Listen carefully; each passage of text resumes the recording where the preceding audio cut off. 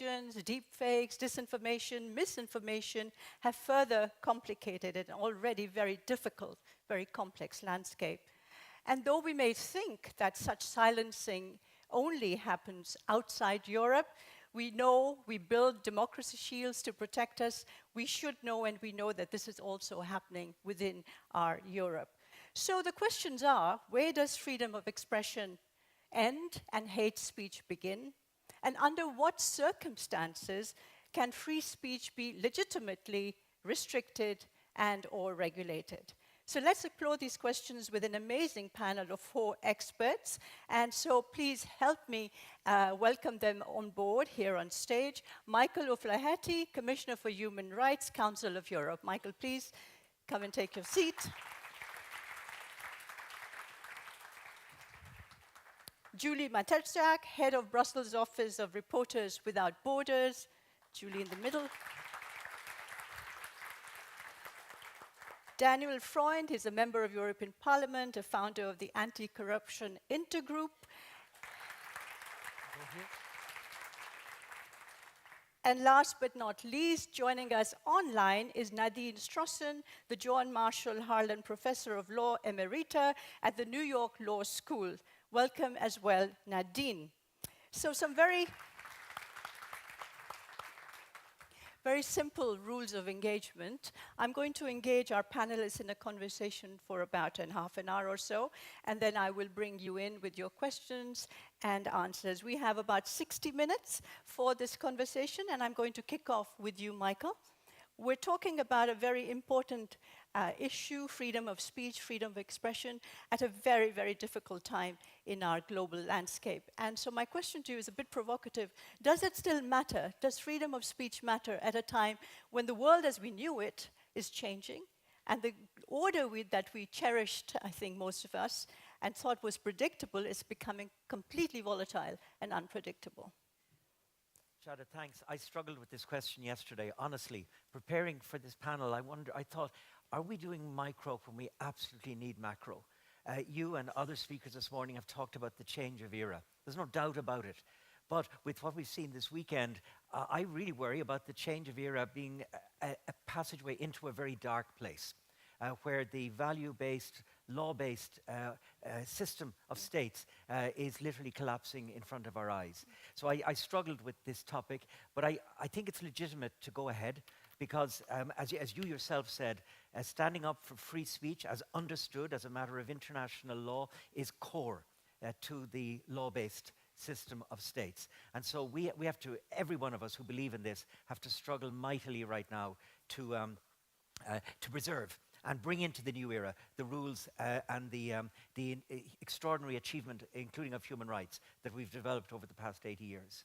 So do you think that there is a moment, Michael, when we can draw the line between, especially when things are tense across the world, we can draw a line between protected free speech, as we know it, the old-fashioned way, if you like, and legitimately, when can we actually put borderlines on it, restrict it, do you think? Yeah, look, it's not half as hard a question as it seems, because international law is very clear. The UN, the Council of Europe, others who draft these treaties have made clear that freedom of expression is of fundamental importance. We must guard it assiduously, but at the same time, it's not absolute. Of course it can't be absolute. Look at how words were used to push people into the Holocaust. Look how words were used in Rwanda when Radio Mille Collines called on people to kill the cockroaches. So it's clear, we can't have absolute free speech. I would say there's 5 things we need to do right now, and I'll do it 5 shout-outs, if you will, and I'm happy to come back to any of them in discussion. Please. Look, the first thing is we have to call out the absolute free speechers and the extraordinary danger of the model that they're proposing. It's based on weird philosophy, and as I've said, it can do great danger.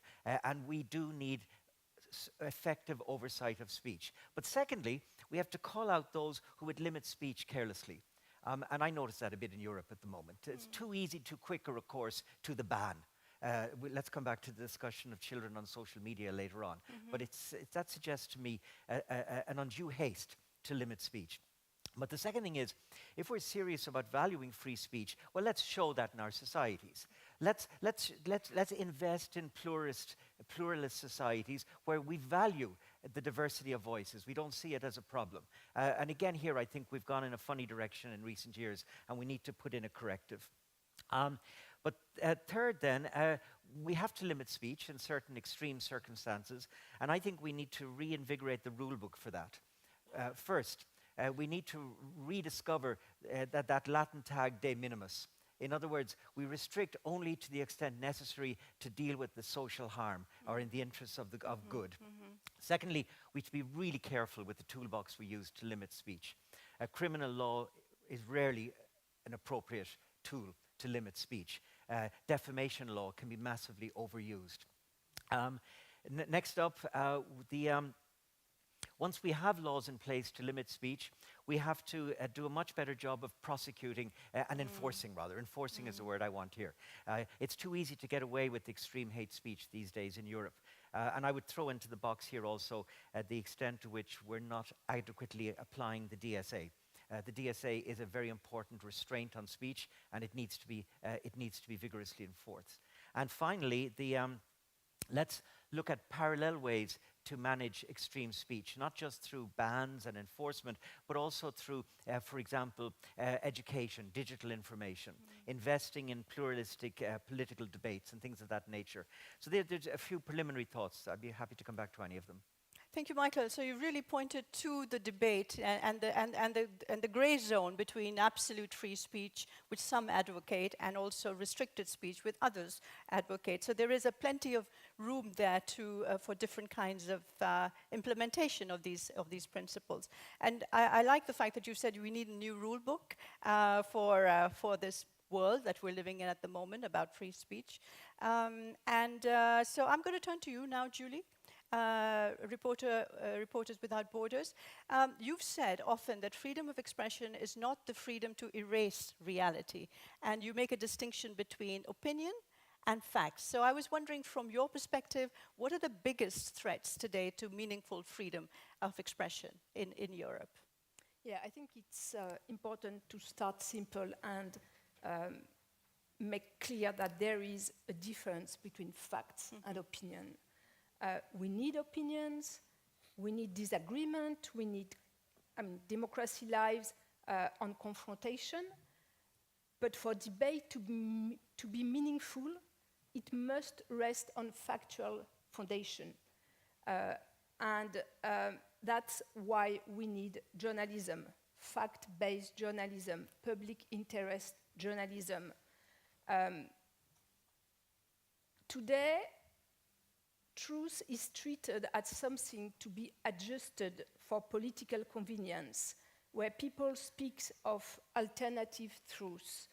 We must defend factual truths, as Hannah Arendt would put it. Factual truths are not debatable viewpoints. They are events that occurred.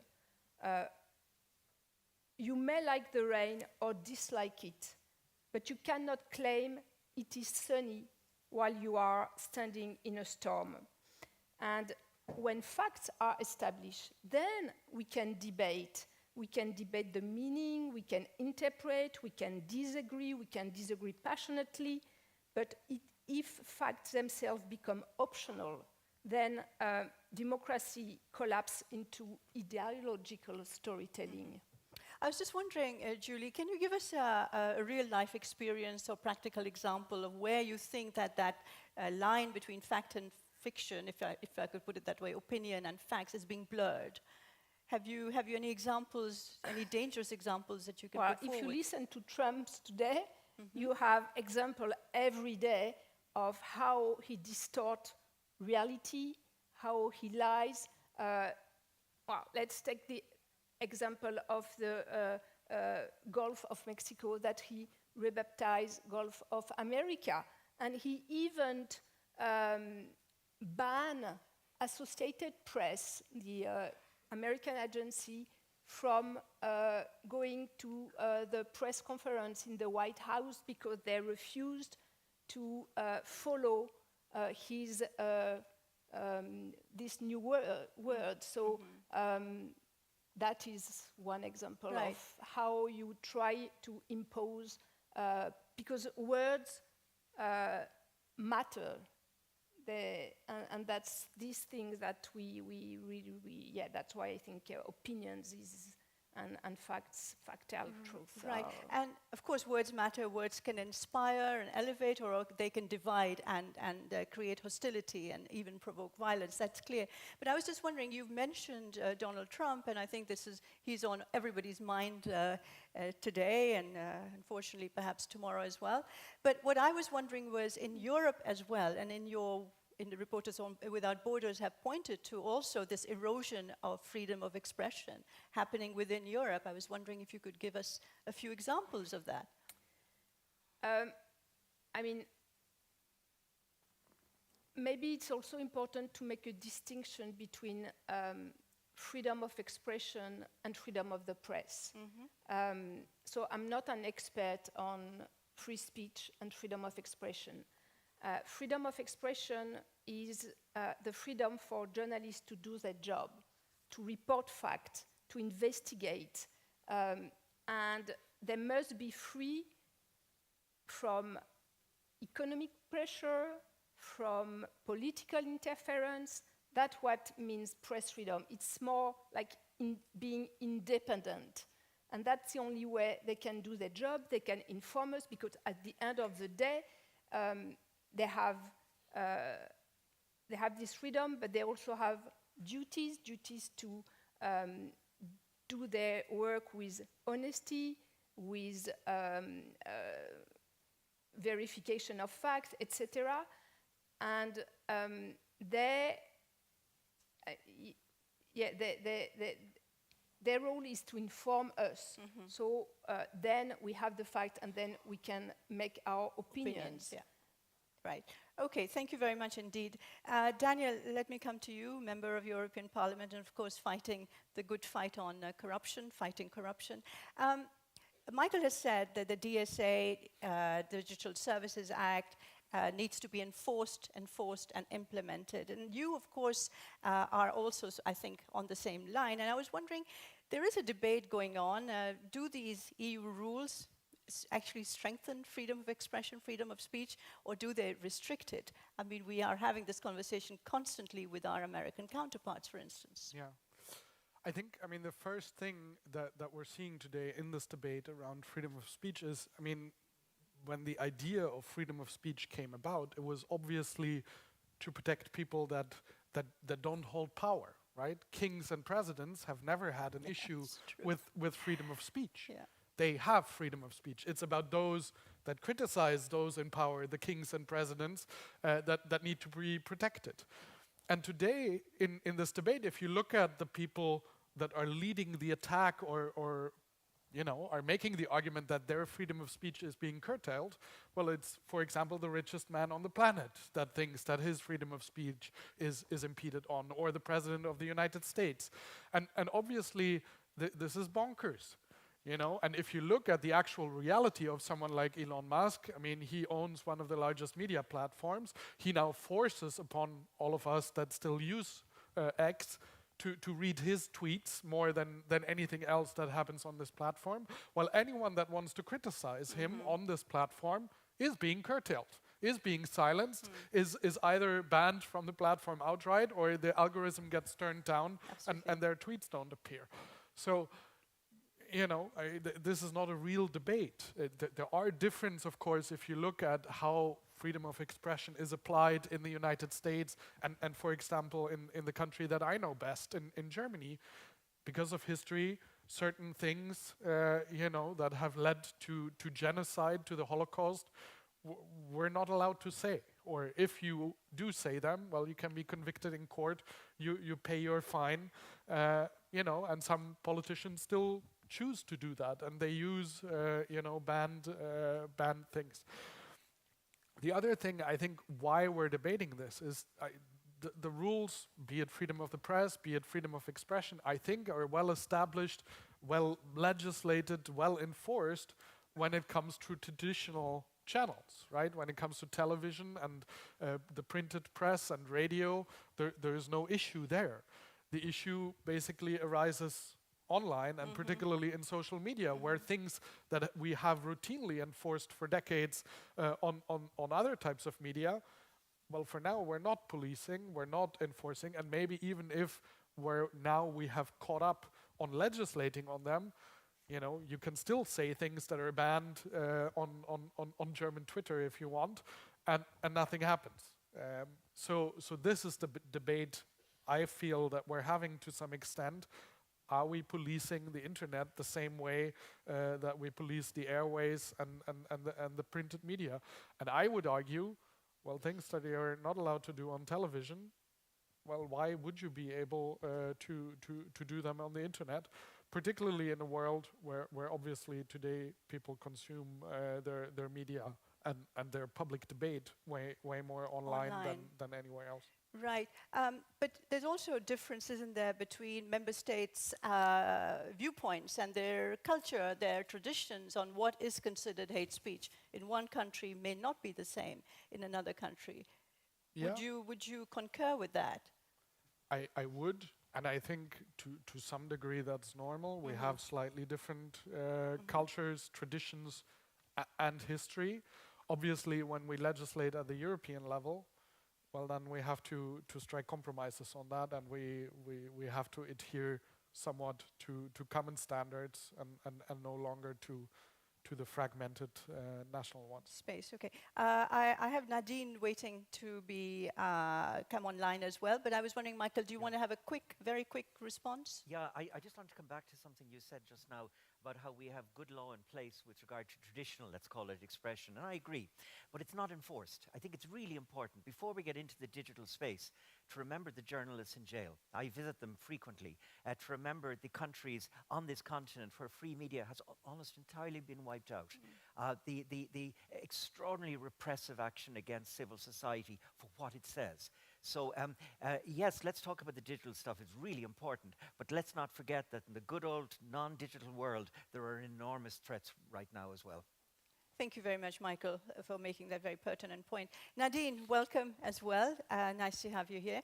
So you have said that even well-intentioned censorship of disinformation and extremist speech and hate speech may well do more harm than good. And you said, so you've said, that strong protection of even offensive speech remains the best defense of democracy today. So could you unpack that thinking for us, please? Oh, thank you so much, Shada, and I'm really sorry I cannot be with you in person due to a health situation on my husband's part, and I thank you for graciously permitting me to participate online with such distinguished co-panelists. I have listened to everybody's remarks with great interest, and I have comments on all of them. But the first point I want to make, and this before I answer, to contextualize my answer to your great question, Shada, and this goes to a point that Michael made when he averted to, he wanted to call out absolutism on free speech. In America, we are often accused of being free speech absolutists, especially those of us who are constantly defending free speech. But I really want to underscore that I and other free speech advocates in the United States join our colleagues around the world in supporting the international free speech standards, the ones that have been endorsed not only by the United Nations, but by regional agreements and regional human rights organizations. There was recently a declaration by the UN Special Rapporteur on Free Speech, joined with the OECD Rapporteur, the Rapporteurs on Free Speech from the Organization of American States and Africa, precisely on the universality of free expression. And while supporting free speech, not despite its potential power to do harm, but precisely because of that potential power, which can also do a great deal of good. The declaration reaffirms that any limit on free speech must be necessary, and that was a point that was also stressed by Michael. It must be shown to be not only actually effective in reducing the potential harm of free speech, but the least speech restrictive measure that is effective, and that it must be proportional to the harm. And so therefore, the question that you ask, and that I and other colleagues around the world are constantly addressing, Shada, is evidence-based. And that was the call for this panel. Let's look at actual evidence. Too often there is simply an assumption that suppressing disinformation or hate speech or extremist speech, all of which no doubt can potentially do a lot of harm. But we have to look at the evidence of whether restriction beyond the narrow limits that are appropriately permitted under international legal standards, are they actually effective? Or, no matter how well intended, do they end up doing more harm than good? And since Daniel ended with the case study of Germany, a situation with which I am also very familiar as the daughter of a Holocaust survivor, I absolutely loathe the potential of hateful speech, including anti-Semitic speech, to propel genocide. And if I believed that restrictions beyond the international standards would avert another Holocaust, of course I would be in favor of it.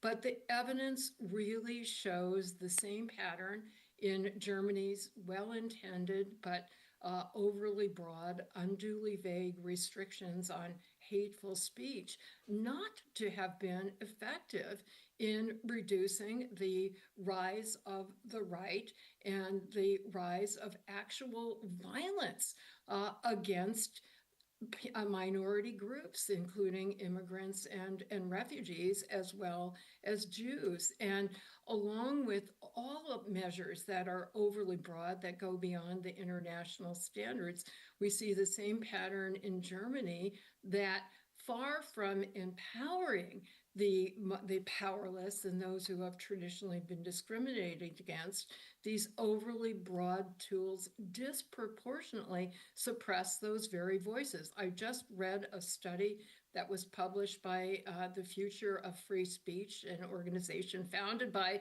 a European, Jakob Wittgengamle from Denmark, that showed that 1/3 of people who are being punished for hate speech, allegedly anti-Semitic speech in Germany now, for, among other things, criticizing policies of the Netanyahu regime in Israel and in the war. 1/3 of those punished are actually Jewish Germans who are protesting certain policies of the Israeli government. So yes, Shada, I think that the evidence shows that no matter how well intended, restrictions that go beyond the international standards are not only inconsistent with freedom of speech, but actually are not effective at best in addressing the harms, but may actually do more harm than good.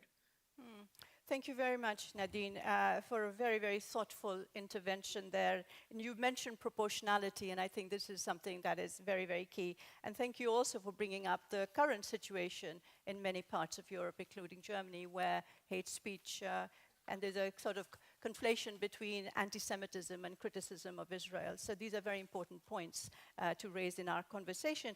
I'm going to come back to you, Michael, on the issues that Nadine has raised. And you know, this constant criticism, and I myself feel that freedom of expression standards, the EU doesn't apply it consistently, including in highly polarized debates about war, identity, and religion, and that is what Nadine was referring to as well. We have selective outrage at the moment. Some things are considered hate speech, while others are passed through. So any thoughts on that? Yeah. Well, first, I want to completely agree with everything Nadine said. We're in complete alignment in our views. And you should take what she said as also echoing what I would say if I had the time. And yes, in Europe, we're inconsistent, absolutely. We sometimes seem to have lost tether or lost the link to the very carefully crafted international standards, which lay out the rule book very clearly. The limitation must honor the principle of legality, necessity, proportionality, must be kept under constant review. Typically, you talk about sunset clauses. It goes on. And we don't assiduously pay attention to these dimensions. And by the way, the limitation on speech should only be in the context of incitement to discrimination or violence. And I don't think these are to the forefront often of policymakers. So let's be practical. As the EU crafts its Eurocrime on hate speech, it's really important that there be an express engagement with the international standards. So it isn't just the best compromise of the different views around Europe, but it actually respects the international standard. To take an entirely different example, it's the one of the banning of the phones, the access to platforms for children.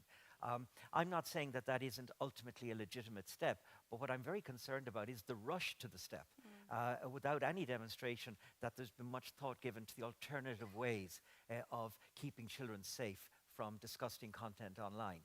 And there are many, and then there's the issue of the protests. Yes, I'm very worried. I've engaged with a number of European states, including EU member states, on the excessive restraint on protest in the context of Gaza over the past year. And I'm not satisfied. I don't think policymakers in some of those countries, and certainly their police forces, are adequately listening to the voices of restraint and the need to tolerate speech that you don't like as long as it doesn't cross that line. Julie, that is, thank you very much, Michael. Julie, that is the issue, isn't it? We need to be, Michael has said, we need alternative ways sometimes to address issues of hate speech, not just regulation. Maybe there are media literacy or, education in other ways. And Nadine and Michael have said, it's clear rules. We need clear rules. But clear rules exist on paper. It's their enforcement that is a bit fuzzy and discriminatory, if I may say so.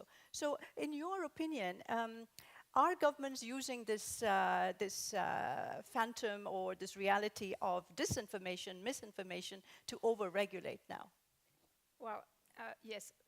I'd like to make a distinction, or maybe not a distinction, but I think we tend to confuse freedom of expression and freedom of amplifications, because the problem is the way the platform functions. They amplify what shocks, what is divisive, and they completely put on the margin accuracy, journalistic, reliable information.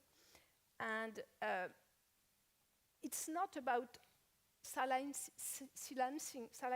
opinions.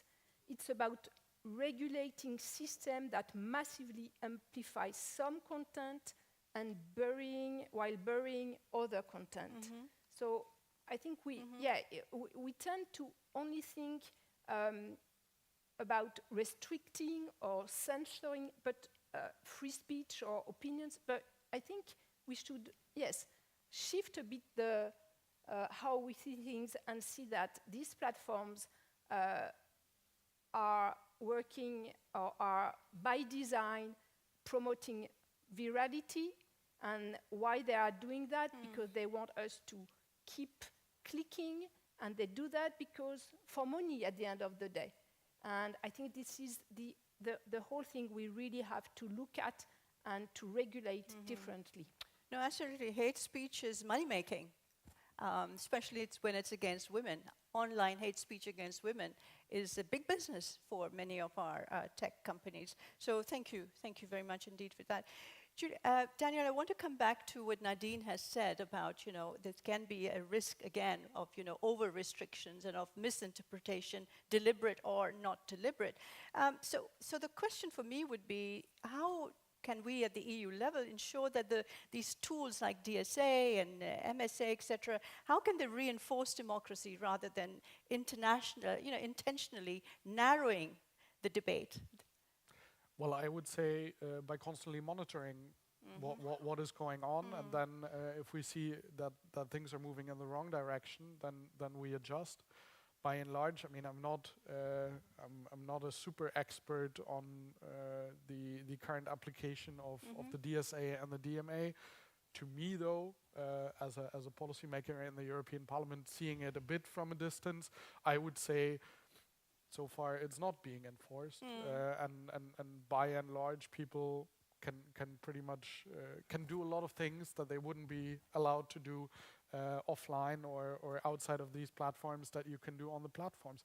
And one thing that I would like to ask Nadine, because she has made the example of Germany of over enforcing certain elements of free speech or hate speech, but I mean, what we're seeing, particularly on online platforms, since Trump came to office and they got rid of the fact checking and the enforcing pretty much of rules, we have basically seen a giant spike of hate speech, but we have also seen that parts of the population have basically withdrawn from this debate.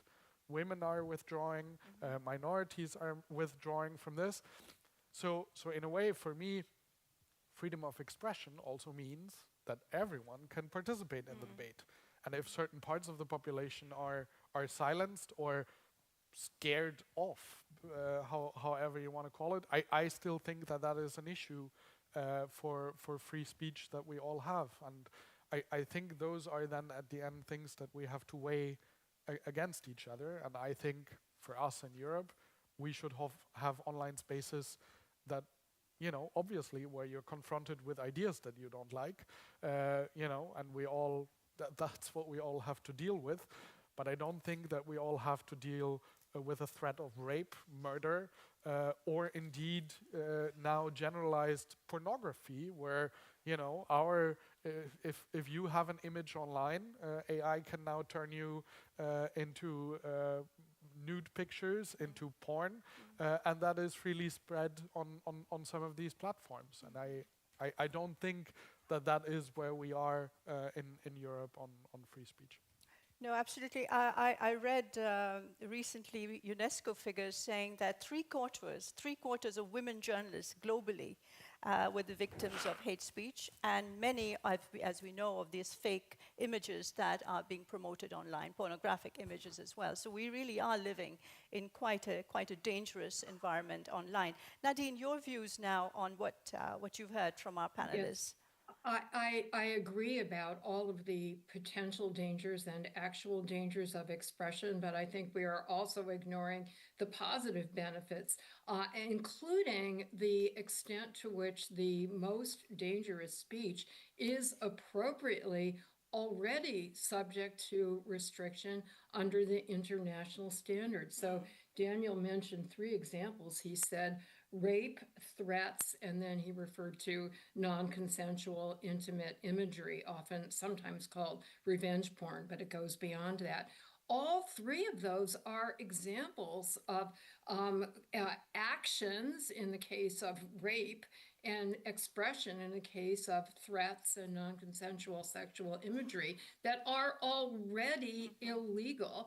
And in fact, unfortunately, law is not able to sufficiently restrict every kind of dangerous expression, even if we did our best and used all of our resources. So we have to go beyond the law to look at other ways of countering these harms. Now, before I say more about that, Shada, I do also want to put in a word for the enormous positive benefits to women and other traditionally marginalized and excluded groups, specifically with respect to issues of harassment and sexual violence. Too often, we only focus on the negative and we take for granted the positive.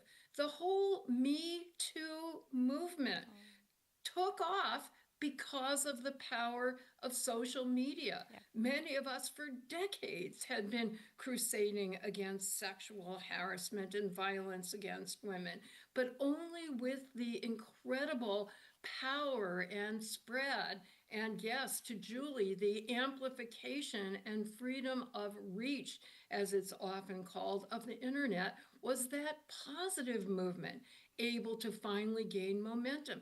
The same thing for the Black Lives Matter movement. the organization I was proud to head for many years, the American Civil Liberties Union, way back in the 1980s, was trying to draw public attention to the problem of excessive police use of force against unarmed Black men. And we never gained traction with that movement, including the pre-existing Black Lives Matter movement, until the power of social media was harnessed to amplify those messages. Now, in terms of disinformation, which Julie talked about, there again, I want to come back to the evidence. There is a lot of disinformation about disinformation. Meta studies have been done by many experts, including from European universities, including the Oxford Internet Institute, which say that the extent to which disinformation is blamed for causing negative results in elections, for example, has been greatly over exaggerated.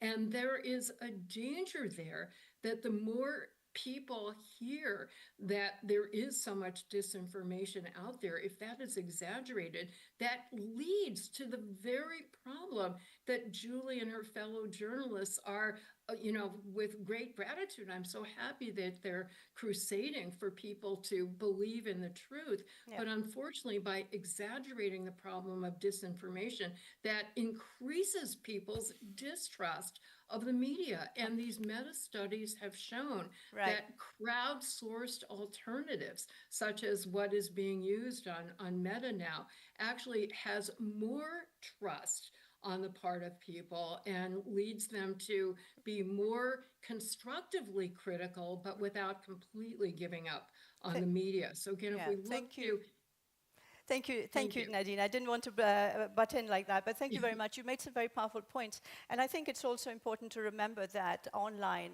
gives voice to the voiceless. That is how many of us are getting our information about what's really happening in the Middle East, for instance. So I think there is a very strong point about women's empowerment also through social media. And we should not forget that. I'm happy now to take a couple of questions from the floor. Please just identify yourself and keep your questions brief. Please put up your hand, Alvaro, so we can see, my colleagues can see you. Thank you. Thanks a lot. Do you hear me? Yeah. My name is Álvaro Leart. I'm a researcher at the Université Libre de Bruxelles. Thanks a lot for this panel. I was wondering, from a more structural perspective, whether freedom of speech is even possible, considering that the infrastructure of the public sphere is entirely privatized. So is it necessary maybe to nationalize or make a public version of Twitter and social media? Because ultimately, if, as Julie was saying, the business model behind these social media companies is leading towards this type of disinformation, maybe the problem is with kind of the structure of it. And we're also seeing that some of these tech oligarchs are also owning some traditional media, like the Washington Post with Jeff Bezos. Thanks. Thank you, Alvaro. Let me take one other question, or if it's brief, perhaps even two here as well. Thank you. Good morning, everybody. I'm Jean-Stéphane Dersin. I'm the representative of CNRS, French research organization. And I have a question about the different opinion given in the free speech. So I'm really convinced that all the opinions are not equal. And you have not mentioned enough, I think, the scientific results. So the scientific results are not an opinion like another. In fact, the scientific results are not an opinion at all. And I would like to know what is your opinion about the place of the scientific results in the debate. Thank you very much. I think those two questions are diverse enough to get us into the conversation a bit further. So Daniel, let me start with you. Alvaro's question about, do we need a public space and not a private space where we can have this conversation? Well, we need a public space for debate, but I'm not sure whether that means that governments have to run all the social media platforms. I think this can work, as long as laws are properly enforced, as long as we don't completely shy away to enforcing our rules here in Europe, also when it's social media platforms that have their main origin outside of the European Union. I think this can work. As long as there is enough plurality, as there is multiple platforms, maybe not all coming from one country. And I think, of course, this is taking place in a broader space where there are still traditional media and other types of conversations that are taking place. So I don't think I would go quite as far as we need nationalization. For now, I would advocate that we need strong implementation and enforcement of the rules that we have, and we might have to adjust the rules as things evolve further. On the question of science, I mean, we have more and more a situation where many people say, I did my own research online and now I know much better on vaccines or climate change or whatever it might be. I feel like there is particularly an issue with, certain actors trying to discredit science and scientific research. And that is a problem for all of us. It's making us dumber, and then we're not drawing the right conclusions from the world that surrounds us. And that's a real issue, and I don't have that one answer of how do we bring back that trust in science for everyone. Probably good education plays a role there. Right, and you said, everybody has focused on implementation, enforcement of rules, but those rules are subject to a great deal of political lobbying. I mean, what we're seeing now is also political influence about how we actually manage our societies and manage our conversations with online and offline. So there's a lot of outrageous things that are being said. So Julie, coming to you on that, I mean, do you think it would help if we did have a European Twitter or a European X, and would that be slightly less offensive than what the American platforms have begun, do you think? I think it's important to have plurality. So why not a public social media? Why not a European one? But at the end of the day, the other ones won't be banned or won't disappear. So I think what we need is to regulate them better and to address this problem of the algorithm, how they function. Right. Yes, Michael, Yeah, I'd please. like to come in on the two questions. Let's take research first. Serious research communities are well able to self-police. And I think you would have to make a very strong case to convince me that solid, methodologically proper research should in any way be limited in terms of its dissemination. And we see it repeatedly. Communities identify the frauds from among themselves quite quickly, and they deal with it very sternly. Turning to the privatized space, while I agree with Daniel, ultimately, I'm very conscious of the important discussion, the global discussion on a digital commons, and the extent to which most marginalized people on this planet are unlikely to meaningfully access the digital space without some public support of some kind. So let's keep that in mind, and let's not have an excessively European focus in our discussion.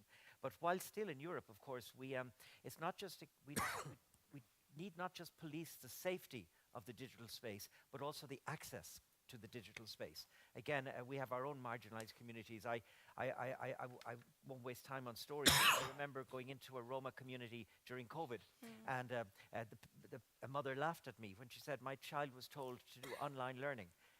Online learning, we don't have a computer, we don't have electricity, and we're supposed to do online learning. So these are issues that must also be kept in mind. And one last thing, and it was triggered again by something somebody said, including in this context, watch very carefully the deregulation narrative that's being spun right now in Europe. It's extremely dangerous.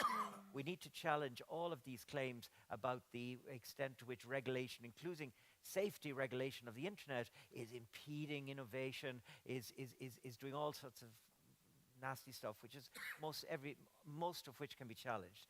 But it's an important dimension, again, in the European context right now.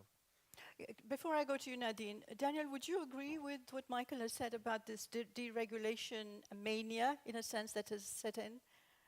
Yeah, I would agree. And I think, I mean, if you look at the AI Act, for example, there are some sensible things in there. First of all, of that when you're looking at something that's AI generated, I think people should be aware.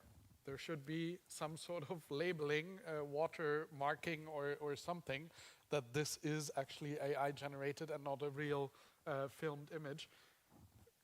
Why isn't this happening yet? I don't think that that stifles innovation. I would argue quite the opposite. But yeah, it's a debate that we need to win. Shada, can we just say it? Quickly. The AI Act is fit for purpose. The Digital Services Act is fit for purpose. There can be small adjustments on the edges. Nobody challenges that.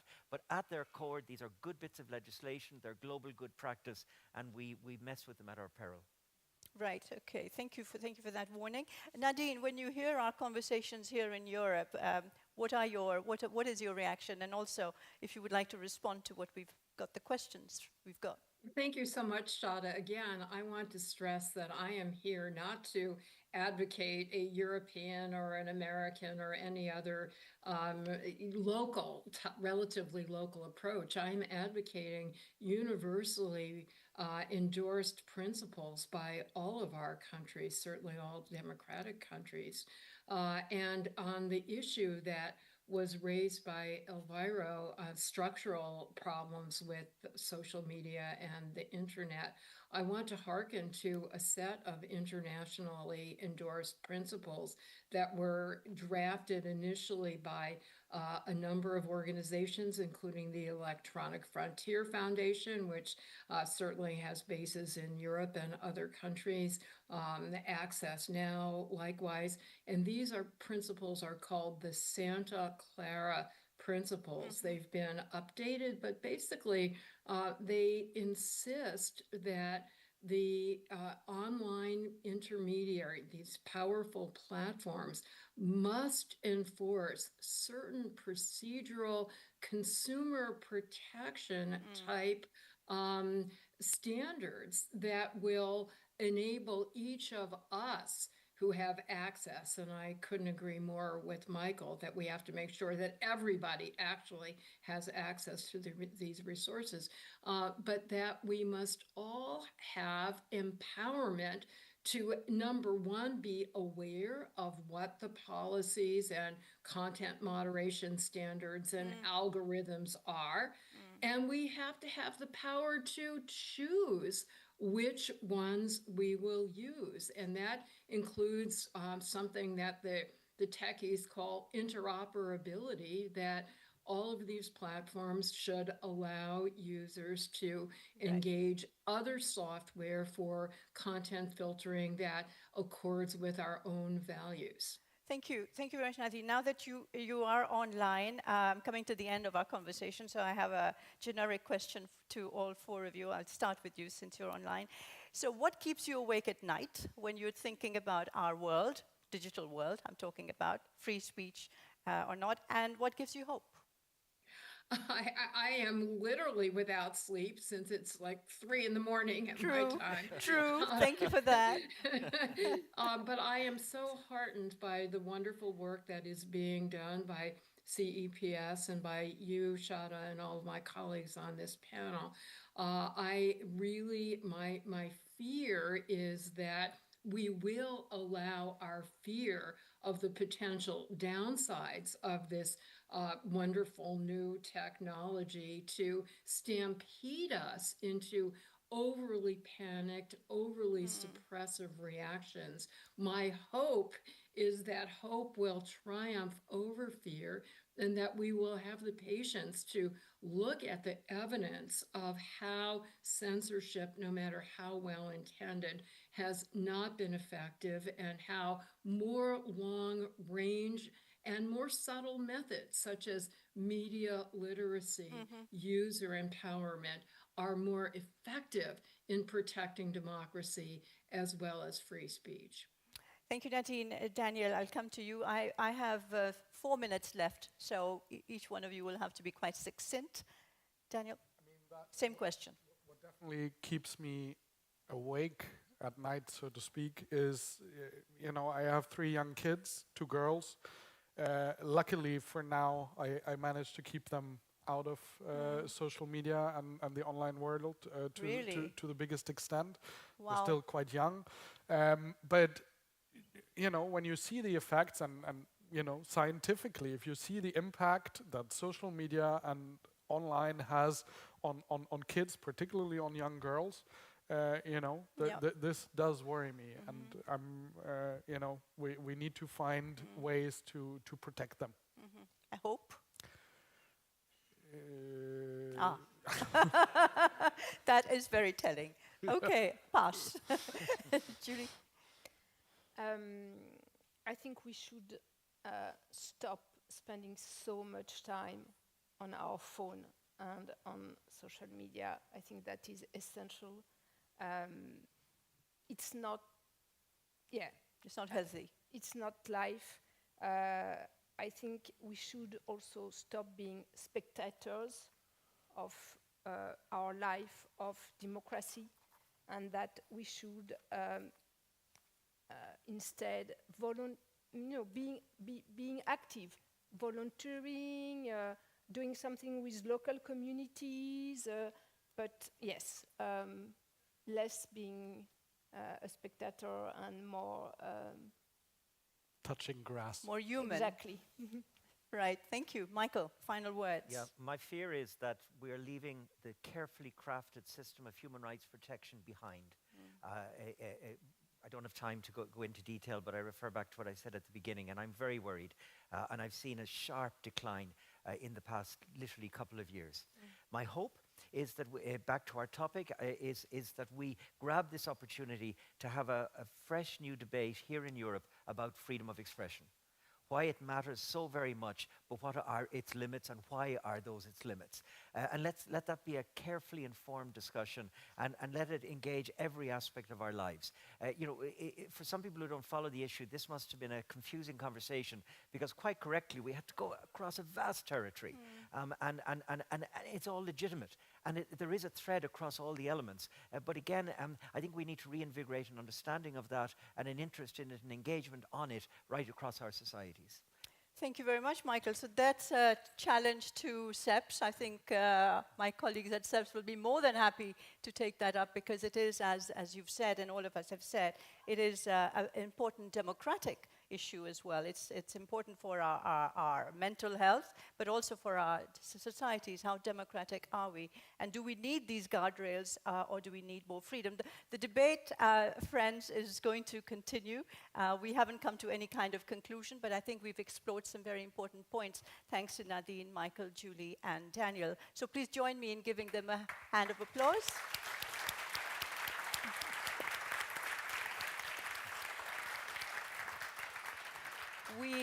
We now have a short coffee break, and then there's another plenary session. So thank you very much again. Thank you. Thank you.